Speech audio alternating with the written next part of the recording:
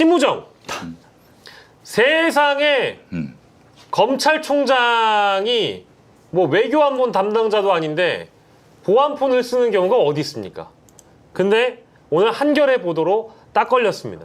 비화폰을 쓴 심우정이 김주현 전 민정수석과 지난해 10월에 2024년 10월에 통화를 했어요.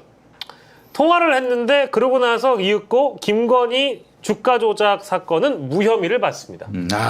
이제 아주 절묘하죠. 타이밍도 절묘하고 이 이제 통화의 시점이나 이런 것들을 이제 두루두루 봤을 때 대부분 이제 정치 현안들이나 수사 현안들과 맞물려서 기뇨할 때 김주현과 심우정이 비화폰으로 통화를 했는데 이게 뭐 1분, 2분 통화한 게 아니잖아요. 10분 이상 했죠. 10분 이상 했는데 해명 자체를 심우정이 뭐 안부를 뭐 물어봤고 검찰 현안과 관련돼서 논의했다 이거거든요. 예. 아니 그냥 평상시의 업무 대화인데 왜 그런 비화폰을 썼느냐. 어떻게 봐야 될까요? 일단 민정수석이 네. 직접 검찰총장에게 연락할 수 없습니다. 그렇죠.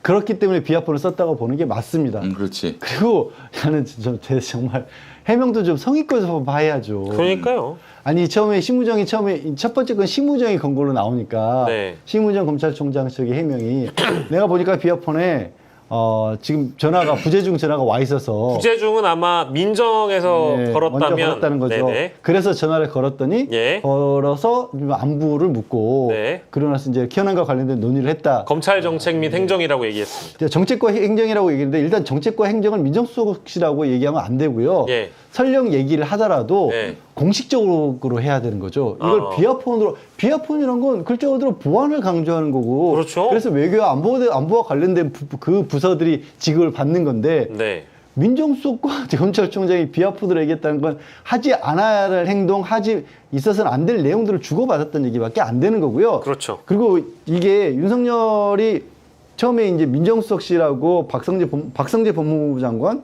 그리고 김주현 민정수석 뭐 했던 사람들이죠? 계엄 때 네. 이른바 안가 4인방 회동 중에 두 사람인 그렇지. 겁니다. 예. 그리고 박성재, 김주현을 인사를 했을 때부터 네. 이거는 윤석열이 문재인 전 대통령이 끌었던 거 그러니까 대통령실 청와대에서 직접적으로 검찰총장에게 이 한라인을 개설하겠다. 이거를 없애겠다는 거였거든요. 네. 그걸 복원시켰다라고 저는 여러 번 얘기를 했거든요. 네. 그게 여기서 나온 거예요. 설령 뭔가 검찰과 관련된 부분이 있더라도 법무부 장관이 검찰총장에게 지휘를 할 수 있고 네. 그것도 공식적인 결제 라인을 거쳐가면서 네. 국민들이 알 수 있고 기록으로 남을 수 있게 하는 거지 민정수석이 했다는 얘기는 사실 민정수석일까요 이게? 윤석열이 직접 했다고 해도 그냥 그렇게 할 수 있는 거잖아요. 그러니까 다이렉트하게 그 윤석열 라인을 깔아놓은 상황이었는데 민정한테 지시해서 심우정한테 전달하게 만든 거죠. 아니 그 김주현 폰으로 네. 윤석열이 전화를 했을 수도 있다. 할 수도 있어요. 이거 언제까지 끌 거니? 빨리 끝내. 조기에 종식해. 알았지? 폰은 또 이제 네. 윤석열이 김주현 폰으로 했다. 그랬을 수 있는 거 아닙니까? 그렇죠. 얼마든지 가능하죠. 뭐 도이치모터스 그거 어떻게 할 거야? 네. 지금 중앙지검에서 수사한다고 막 난리여가지고 말이야. 네. 그거 정해 빨리 안 정해? 네. 아니 근데 여기 이미 이제 그 안부 인사와 함께라는 표현에 등장하지만 첫 통화 시점이 2024년 10월 10일인데 심우정이 9월 19일에 취임을 했거든요. 근데 그 취임하자마자 거의 비화폰을 줬다라는 얘기가 되잖아요.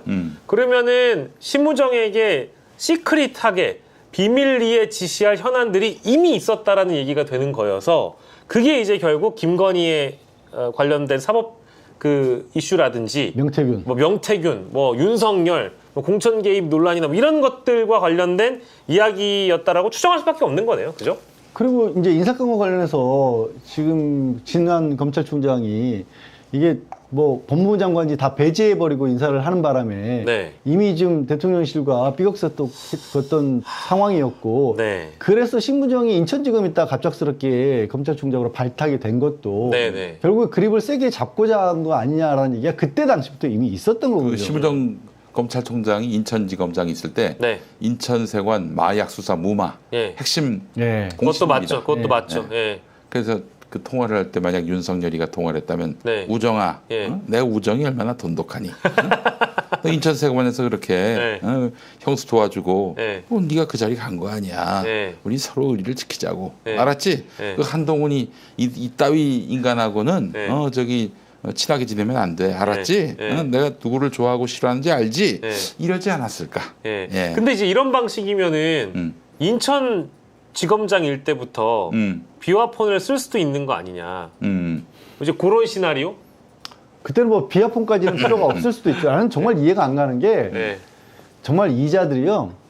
무슨 짓은 못했겠어요? 돼지 뽑으면 네. 진짜 앞뒤 안 가리고 다 한 거죠. 자기들이 하는 행동들이 나중에 문제가 되리라는 것조차도 하나도 염두에 두지 않고 행동하죠. 내란할 거니까. 네. 맞아요. 내란할 거니까. 계엄해가지고 네. 반영구 집권하겠다라는 생각이 머릿속에 있지 않는 한 네. 아니 우리가 지난주에 제일 논란이 됐던 게 그놈의 개 수영장으로 보이는 그거였잖아요. 그렇죠. 그런 것들도 하나하나 자기가 임기를 채우고 물러날 생각을 하는 사람들 할 수 있는 행동이 아니에요. 그렇지. 마찬가지예요, 이것도. 예, 그러니까 이게 참, 그러니까 경호처로부터 비화폰을 지급받은 사람은 한두 명이 아니고, 아니 노상원 줬죠, 김건희 줬죠, 뭐 심우정 줬죠. 그러니까 이제 뭐 전혀 신기하지 않은데. 뭐 행정 각부 강요들한테도 주소 최상목인가 그랬잖아요. 그렇죠. 그거 저한테 있던데요? 이러고 있잖아요. 그러니까 굉장히 중요한 말씀하셨는데 걔네들은 자기들이 퇴임하는 날은 자기들이 죽는 날이다. 이렇게 생각을 했던 것 같아요. 그러니까 맞아요. 영구 집권할 거라고 생각을 했고, 그러니까 대통령 그 관저도 그렇게 의리의리하게 꾸미고. 예. 그리고 보십시오. 나갈 때 어떻게 자기가 임기 종료하면은 나가고 후계자한테 물려준다. 이런 생각을 했다면은 감히 증거인멸을 했겠습니까? 그렇죠. 대통령 비서실장 했던 정진석, 네. 제 고등학교 선배입니다. 부끄럽기 짝이 없는 JJS인데 네, 이 인간이 이렇게 모든 걸 증거인멸을 하고 나갔다는 거는 네. 모든 걸 다 감춰야 된다. 아. 하나도 여기서 네. 이 드러날 것을 남겨두면 안 된다 네. 생각을 했기 때문에 예. 그들의 계엄의 어떤 목적이라고 하는 것은 영구 집권이었다는 점을 우리가 분명히 알아야 하고요. 예. 이건 임기 초부터 그들이 관저 이전을 모색했던 그 단계부터 네. 이미 꾸며놓은 것이다. 이렇게 봐야 될 것 같습니다. 맞습니다. 그리고 저희가 아까 이 공천 개입 논란이라든지 명태균 게이트 이거 잠깐 언급을 했습니다만은 9월 6일에 뉴스토마토에서 명태균 보도가 처음 나오고요. 9월부터 10월 11월을 지배하는 이슈는 사실상 명태균이었습니다. 근데 10월 즈음에 명태균이 이제 여러 보도를 통해서 나왔습니다만 내가 뭐 검찰 조사를 받거나 하면 입만 열면 윤석열 탄핵된다. 이제 이런 얘기를 굉장히 용감하게 해버리죠. 이런 거를 신경 쓰고 있었다라고 볼 수밖에 없는 이 비화폰 통화 내역이고 중요한 건 이제 뭐 어쨌든 통화 시기나 길이는 아는데 내용은 뭐였겠느냐라는 게 이제 저희가 다 추정을 해봤던 거예요. 근데 보면 검찰총장이 비화폰을 갖고 있었던 거니까 검찰의 수장이 이걸 가지고 있을 이유도 없습니다만 이걸 갖고 있었다라는 거는 아까 우리가 예상했던 대로 수상한 지시들을 많이 받았을 거고 그 안에는 특히 내란 이후에 12월 3일 이후에 김용현이 검찰에 자진 출석하거나 혹은 검찰이 비화폰 서버가 있는 이 경호처와 관련돼서 뭐 예를 들면 압수수색이라든지 이런 것들에 대해서 제대로 대응하지 않았다라든지 이런 거를 보면 검찰 조직 전체가 내란의 가담자 아니냐 이렇게도 볼 수 있는 거 아닐까요? 그러니까 검찰도 그렇고 법원도 그런데 우리가 이런 생각은 해야 합니다. 뭐냐면은 그 새벽에 2차, 3차 계엄도 할 수 있다. 윤석열이 그랬잖아요. 그런데 왜 못했을까? 이런 생각도 해봐야 됩니다. 우선 첫 번째로는 군이 움직이지 않았잖아요. 네.